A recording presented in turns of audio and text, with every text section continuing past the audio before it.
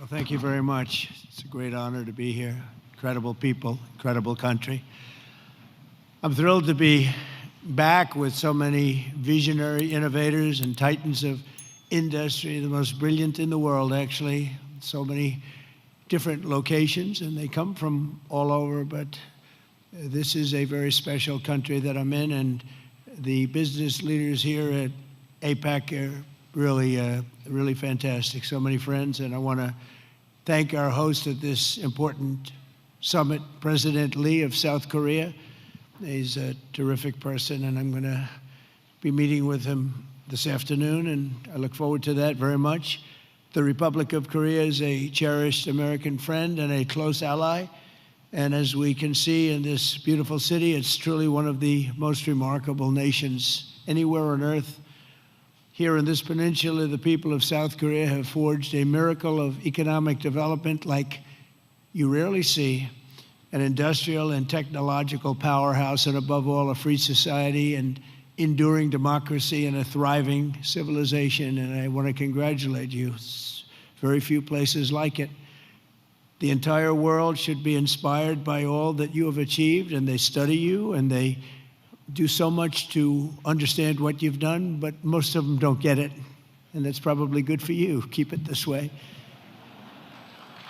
Most of them don't get it.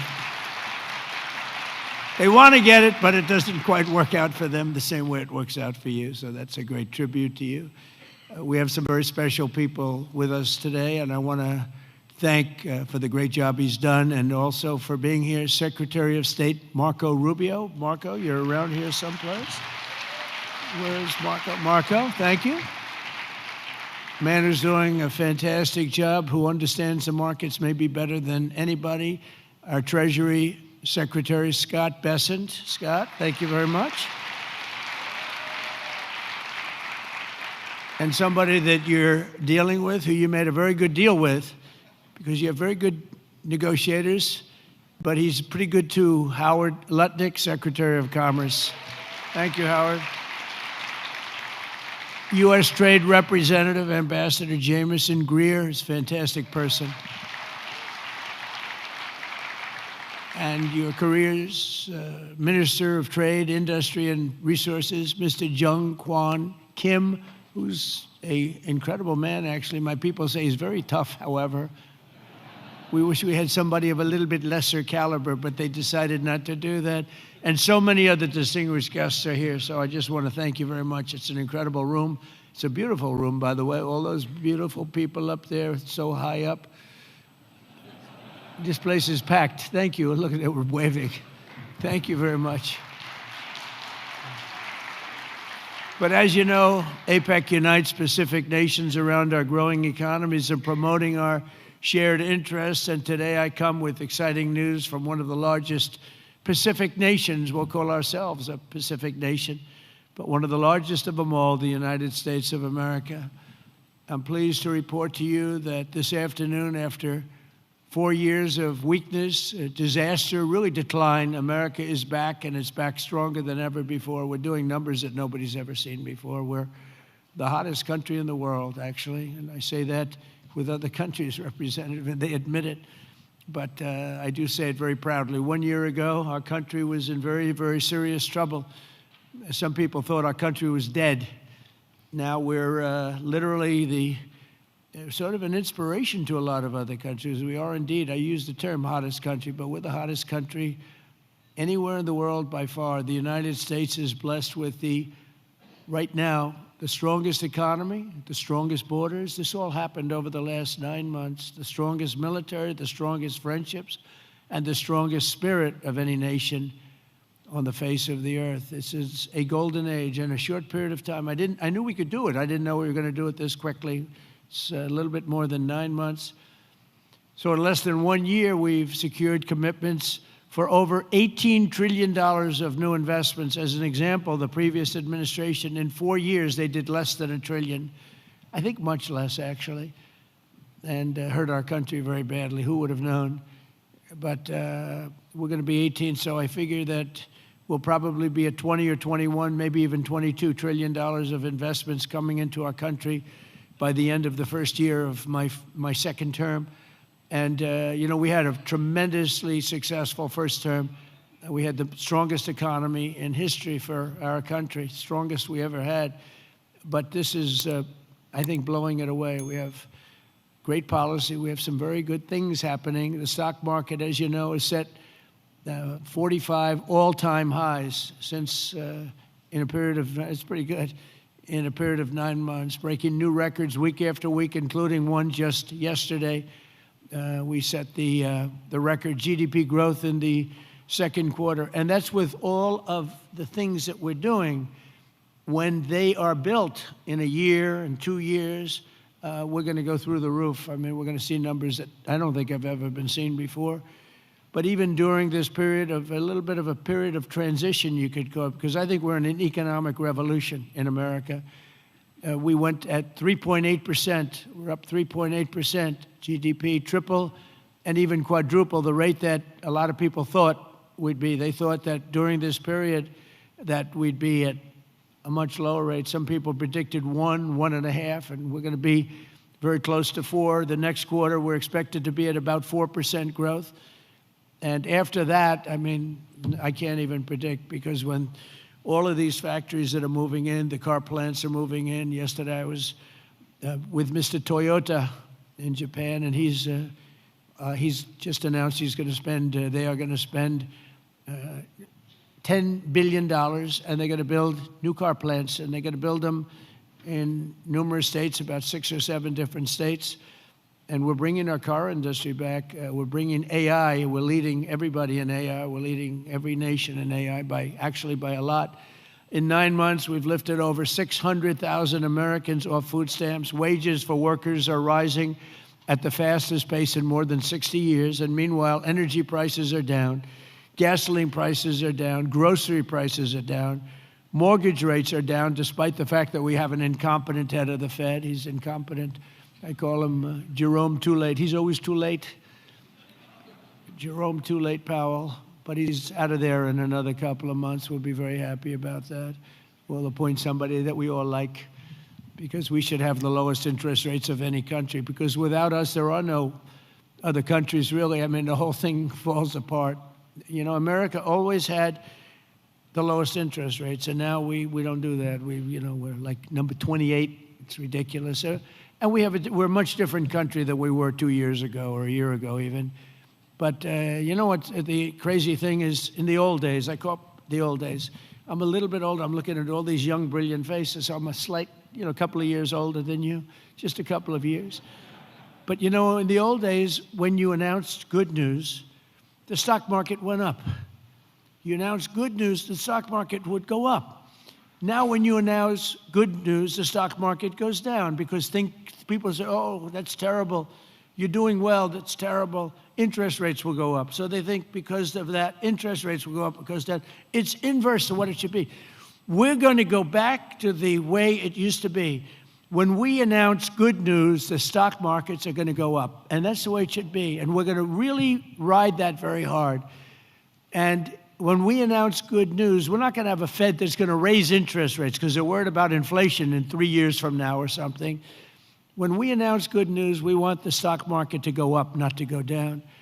And the scourge of inflation we inherited. We inherited the worst inflation ever that we've ever had. I inherited from incompetent people, and now we're down to a very low rate of inflation, 2.7%. And it's going to be a little bit lower than that. It's almost a perfect number. Believe it or not, you don't want to have 0. You want to have like 1% to 2%, and we're very close to that number. But we had inflation the worst in the history of our country. But factories are booming in the USA, and manufacturing productivity is rising 5 times faster than it was just 1 year ago. Think of that. Steel production is way up by 155,000 tons a week. Oil production is through the roof by 500,000 barrels a day. And mining of clean, beautiful coal, I call it clean, beautiful coal, is up by 2.6 million tons every single month. And we brought coal back into the picture. What you can do with coal today is incredible. So I call it clean, beautiful. I don't use the word coal, I say, because it's got a little bit of a problem, public relations-wise, the word. So we call it clean, beautiful. My administration's not allowed to use the word coal. They have to say clean, beautiful coal. we've given it a new name. It's a three-name deal. Even semiconductor manufacturing is rapidly returning to the United States. NVIDIA and TSMC have just produced the first state-of-the-art Blackwell chip that was 100% made in the USA. In fact, Jensen, who's an incredible guy, he might be here. I don't even know. Is Jensen here? I think he's around. Somebody said he's here. How is he? Pretty good, right? Got a chip that's like 10 years advanced, but he's great. And they're all, building now. They're building tremendous plants in the United States, Arizona, Texas, all over. We're going to have a big portion of the chip market just in a very short period of time. But these tremendous strides are also creating great jobs for our citizens. 1.9 million more American-born workers are employed today than when I took office 9 months ago. Think of that. Almost 2 million people more American workers. Nobody's ever had numbers like that. And those numbers are going to get much bigger, much better than that when we open these plants that are being built all over, the AI plants. I've never seen plants this big. I built shopping centers. I built a lot of things. But if you spend $250, $300 million, you can build a big shopping center. These people are spending $50 billion to build a building. And I say, what's your product? Information. I said, well, good luck. That's a lot of information you're going to have. But, they're the smartest people in the world. They're doing it, and they all think it's great. All I can do is make it easy for them. And what I've done, one of the things that I'm most proud of, because I thought of it like every country, our electricity production, our energy production is not, it's not, nobody ever saw this kind of a revolution with the AI. And what they need more than anything is electricity. So if a country was able to do that, it would be, pretty unusual. It would be very hard, maybe you could say impossible. So I came up with a concept when they build this massive plant, sometimes the size of Manhattan. Think of that. The size of Manhattan, these plants are the biggest. I've never seen anything like it, actually. Nobody has. There's never been anything like it. But I let them build their own electricity generating plants with it. So they're building their own electric. They're sort of becoming an electric producing company in addition to all of the other things that they produce, including information. And what they're able to do is start immediately. We're giving them very fast permits. We're no longer having them wait for 10 years, 12 years, 15 years prior to rejection. They'd go 15 years and then they'd get a vote, a rejection. And by that time, their concepts were old and obsolete anyway. So, it's terrible. And we're getting it done rapidly, literally rapidly. And they're coming up with electric generating plants, the likes of which nobody has seen. The companies are standard companies that do electricity and create power companies. They've never seen anything like it because we have a level of genius, a level of people that are designing things that nobody's ever seen before that produces vast amounts of electricity for their plant. And if they have extra electricity, they sell it back into the grid. So they really, it's really been amazing. And it allows people to start building immediately, and they can't blame the government. They won't blame me because I didn't produce enough out of the grid that's 200 years old. So we have more people now working than at any time in the history of our country. We've sort of just begun. It's hard to believe, actually, if you knew where we were 2 years ago. All of this is incredible news for Americans and for nations around the globe, and it is for South Korea because we're partners. We're serious partners. We're wedded, and we have a very special relationship, a special bond. In fact, we're working with you on shipbuilding, where you're going to come in. We were the #1 in the world during World War II. We produced a ship a day. Can you believe it? Tankers and freighters and this, but a ship a day. And today we're not really building ships, and we're going to start, and we're going to have a very thriving shipbuilding industry, and we're working it with South Korea very much so. In fact, some of the people in this room, they bought the Philadelphia shipyard. I think it's going to be one of the most successful yards in the world, anywhere in the world. It's great.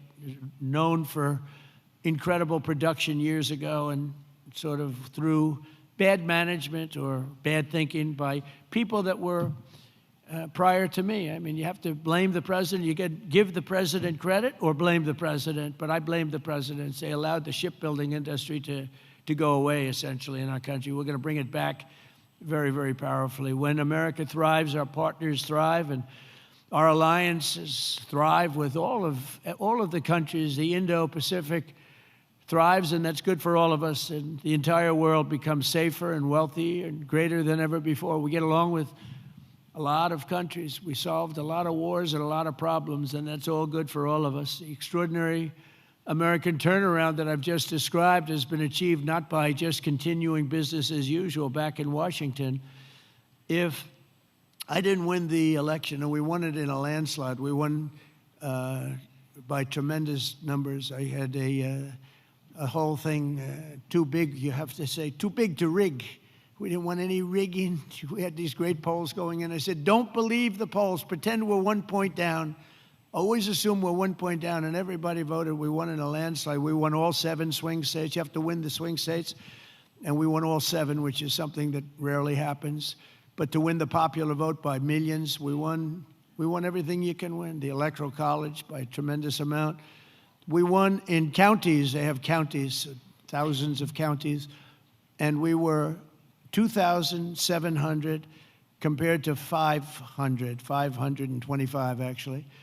So think of that. We were 2,750 compared to 525. And that's why the map shows all red. Red being Republican, not something else. Red being Republican. Only a few people understand that one. My administration has rejected the old model of incompetent government that punished success and rewarded failure and made building anything almost impossible. When you come into our country, and many of you are doing that, but when you come into America, you're going to get service like you've never seen before. Quick permits, and we want safety, we want great environmental, we want everything good, but it's going to go quickly. We're rewarding those who build and create and hire and invest in the USA, and we're making America the best place on earth to do business, and that's what it's become very quickly. We have some wonderful people. Lee Zeldin at Environmental, he's incredible. He gets the right result quickly, and he makes sure that people do the right thing. But we will have the best tax rates, the lowest energy costs. We have the lowest energy. We have tremendous amounts of energy, more than anybody else. We have the most oil and gas and coal, more than any other nation on earth. So that's a big advantage that we have over others. We have the lowest regulatory burden. In my first term, we cut more regulations than any other administration in history, and we're going to do about the same level right now or more if we can. The most advanced technology and the fairest trade deals anywhere in the world. And for decades before I took office, our country was run by legions of bureaucrats who were always looking for a reason to say no. Why? How can we say no? They wanted to say no. They thought that was their job, and it's really just the opposite. We work to say yes. So now we have a president in the White House who cuts through the red tape and excuses. We don't stand for excuses, and says yes to big ideas and bold initiatives and grand ambitions so that America can have great industries, great dreams, and to be the greatest nation on earth, which is where we are now, actually, in a very short period of time. We're rebuilding things that are incredible. We have the strongest military in the world. We have the best equipment. We have the best manufacturers of equipment. And South Korea is buying a lot of our weapons. We make the best. We have the planes and just about everything other than ships. And we'll be there very shortly with ships, too. But the only reason it's not ships, because, I don't know, for some reason they stopped doing that. I guess they went on to other businesses. But there are some basics in life, and one of the things you need is ships. I always say you need steel, you need aluminum, you need this.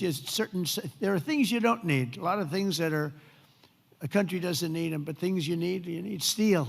Got to have steel, and we're redoing our steel, and some of the people in this room are very involved in that. We're redoing our industry. We're starting to produce large amounts of steel, massive amounts of steel. We'll be right at the top in a very short period of time. The mills are opening again, and they're opening up big. And again, it's national security, and it's because of tariffs. We're reclaiming our heritage as a nation of builders and doers, and we're pioneers in a sense, but we're really doing it again, but we're doing it even better than we did the first time, which is the first couple of 100 years. And we're pursuing this vision with unrelenting drive and really unprecedented success. In July, I proudly sounded law. It was very important. I went into the archives. We looked at every possible thing you could look at, and I signed into law the largest tax cuts in American history. And as you remember, in my first term, we cut taxes from 39% down to 21%.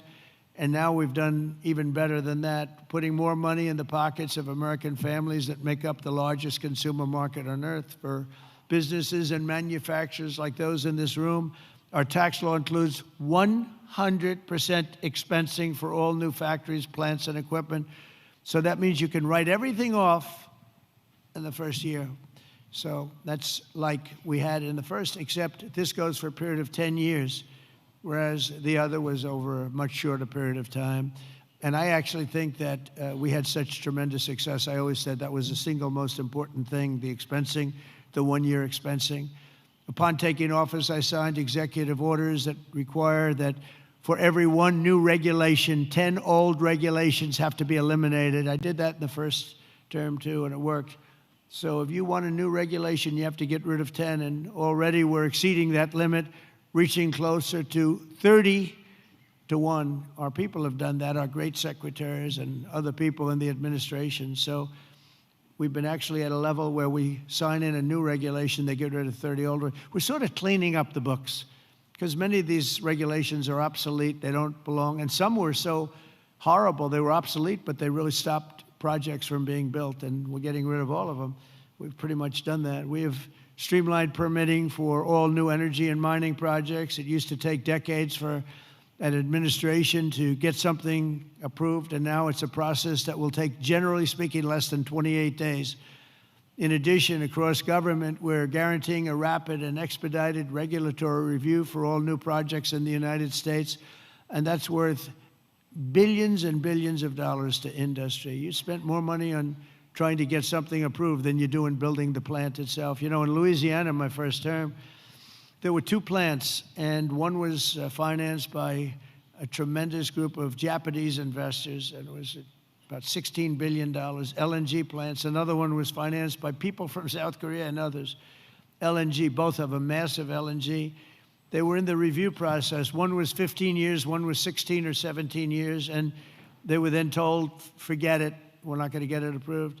So I came into government, I heard about it, and I love Louisiana. We did very well there. We did well in just about all the states, but we did really well in Louisiana. And so I got involved. The one plant that was in for almost 15 years, I got it approved in 1 day. 1 day. In fact, when we called the people to say that they got approved, they didn't know what the hell we were talking about. They said, you got it approved. We sort of gave up on it. I said, no, you don't have to give up. We got it approved. The other one took me a little bit longer. I didn't do as good a job. It took me 1 week. And they got approved, and they got built. They're massive plants, and they're doing unbelievably. They're like setting records, LNG, big, it's like the Empire State Building lying on its side. And all I know is, I looked at it. I said, what kind of a building is that? All it's got is pipes going back and forth. I never saw anything like it. But whatever it is, it works. And they've been very, very successful. But think of it, 14 and 15 years, and I got one approved in 1 day and one approved in 1 week, and they've been doing great, and they've been good for the environment. I've shrunk the size of government for the first time in many years since January. 100,000 bureaucrats have left the federal payroll. You've probably seen that. So we're creating real jobs. We're getting rid of wasteful jobs. Government spending is down 2.5% this quarter compared to 1 year ago. It was going through the roof in the previous administration. And in stark contrast to 4 years ago. I mean, if you look, 100% of all new jobs created in America under my administration have been created by the private sector. Think of that. The government created no new jobs. The private sector created the record number of jobs that we're talking about. That's a country. That's really a success. It's easy to create government jobs. I could say, add a lot of people to your payrolls. I can fake up the numbers if I want, but that's not the way you build a great country. You don't do that here, and that's not the way. But it's a good way to show good numbers, I'll tell you. You just tell everybody, hire a lot of people. That's what they used to do under the Biden administration. Under Barack Hussein Obama, you had, they'd say, hire a lot of people so we can make our numbers look good. I do the opposite.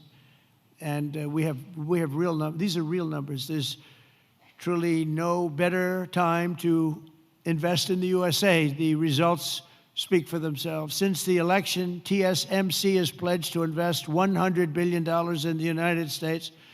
So they're coming in from Taiwan. We have tremendous numbers of companies coming from Taiwan and building in the U.S.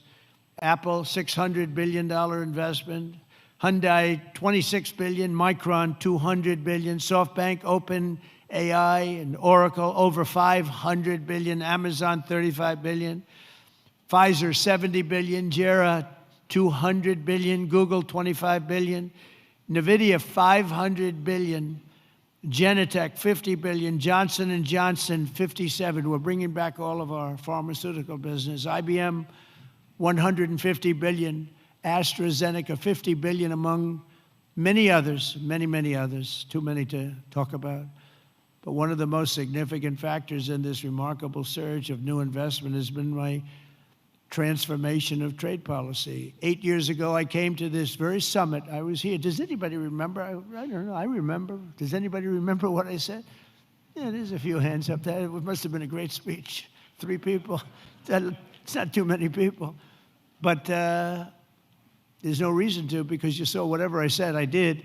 And for the first time, I laid out the principle that economic security is national security. Economic security, that's for South Korea, that's for any country. But economic security is, in fact, national security. I made the case that the global trading system was broken and in urgent need of reform, had to be fixed. The system had been exploited by countries that broke the rules at the expense of countries that followed the rules to a T, and asked the nations of APEC to be our partners in making the system fair and more sustainable for all of us, and we all work together, the APEC nations. 8 years later, as I'm back here in Asia, and I'm pleased to say that the positive vision for revolutionary reform I laid out, it seems like a long time ago, is now a reality. What really seems amazing is that we did all these things. We stopped a lot of wars. We did so many different things, made our country strong. Thank you. Thank you. And the campaign seemed like so long ago, and I was reading something today in one of the journals, and they said, can you believe it? 1 year ago, I was campaigning to win. Think of that. It was about a week. In a week, it'll be November 5th. And November 5th was the election. I said, can you imagine that? Here I am, president. We've done so many different things economically, militarily, peace-wise, peace through strength. And yet, 1 year ago, it's not long ago, I was campaigning. We didn't win. We were campaigning, and then we had the election, and we had a great election. And the spirit in our country is like incredible if you compare that. We lost a lot of spirit in our country. Our country is depressed. They were very depressed, and they had a right to be. But around the world, we're signing one trade deal after another to balance our relationships on the basis of reciprocity, very important word. On this trip alone, I've signed groundbreaking agreements with Malaysia, Cambodia, Japan. And our deal with the Republic of Korea will be finalized very soon, like moments or very shortly thereafter. These agreements will be incredible victories for all of us, because everyone is better off when we have stable partnerships, not plagued by chronic problems and imbalances. Probably you know that President Xi of China is coming tomorrow here, and we're going to be, I hope, making a deal. I think we're going to have a deal. I think it'll be a good deal for both. And that's really a great result. That's better than fighting and going through all sorts of problems and, no reason for it. I think it's going to be a great deal for both, so I'll be meeting him tomorrow. A lot of people are interested.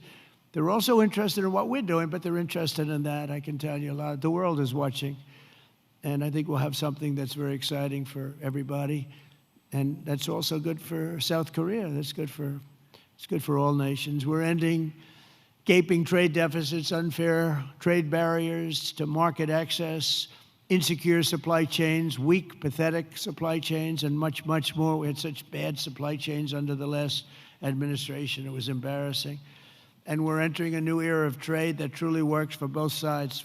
Got to work for everybody. You know, deals have to be good for everybody. I've heard that all the time, and I never really believed it, I'll be honest. I said, if you make a great deal. The best deals are deals that work for everybody, especially when you're talking about nations. You know, when you're talking about nations, it really is a little bit different than you're doing a business deal and you want to just rip their hearts out, right? These guys know what I mean. They've ripped out so many hearts. But when you have nations, it's a little bit different, you know? You gotta all balance out a little bit. When I announced reciprocal tariffs last April, some people thought it was wonderful, and others really weren't so sure. They weren't sure. They didn't understand tariffs because tariffs were used against us. We didn't use tariffs stupidly. And we do now. National security. This week we proved once and for all that few critics, there were no critics left. The only critics are people that took advantage of us for many years, and now they're not able to do that. The deals we're signing with our friends and partners are making our alliances closer and stronger than ever before, and they respect us because it was so foolish. The people that ran our country were so foolish. With these agreements, our nations will extend our vital security alliances into the realm of economic security for the first time ever. We're forging new partnerships on strategically important industries like shipbuilding, energy, semiconductors, critical minerals, and, very important pharmaceuticals. We learned that during COVID. We had to rely on other countries to give us pharmaceuticals. You can't do that. You have to, certain industries you want to have there. You want to have your medicines made ideally in your own country. Many of our agreements also include deepening collaboration of industries of the future, such as nuclear, quantum, artificial intelligence, where America is number one by a lot. Actually, we're really number one by a lot. We're number one in military consequence. We're number one in military in the quality of the weapons. That's why everyone wants to buy for us. I'll tell you what we have a long lead on is submarines, nuclear submarines. We are so far advanced that by perhaps 20, 25 years. We're 25 years ahead of any competition. And not only are the tariffs strengthening our alliances, they're also bringing peace to the world. On Sunday in Malaysia, we signed the Kuala Lumpur Peace Accords, ending forever the war between Cambodia and Thailand. Thank you. Thank you. You know, it's interesting. We were making trade deals with Cambodia and with Thailand, and I sort of watch what I do. I don't go to the beach and sleep all day. I like to watch. And I see Cambodia, Thailand, among many other nations. And this is true for numerous other deals, too. But I see Cambodia, Thailand, and I read a front-page story about the fact that there were thousands of dead people along the border. And they fought for a long time. And I said, wait a minute, we're making deals? And they're starting a war? They were just starting, and it was vicious. Thousands of people were killed along the border, their two borders. And I said, let's call the head. I didn't know the heads of either one. I called them. They were both great people and sort of reasonable. I said, listen, you want a trade deal? We're not going to make a deal with you if you're going to be in war. Then I called Cambodia. I called Thailand. I called Cambodia, back and forth. And after about 2 days, we ended up with the help of Malaysia. Malaysia was like a mediator, and we used a beautiful facility in Malaysia because it was too hot. And I don't mean hot weather-wise. I mean it was hot. It was too hot with bullets flying all over the place. And Malaysia was fantastic, and they helped implement it. The prime minister was great guy. Just left him. And within 2 days, we signed a deal. And the two people came in. They were like best friends. It was a beautiful thing to see. We saved, probably millions of lives. They've had a tempestuous relationship I said, for how many years? 500 years. They said, that's a long time.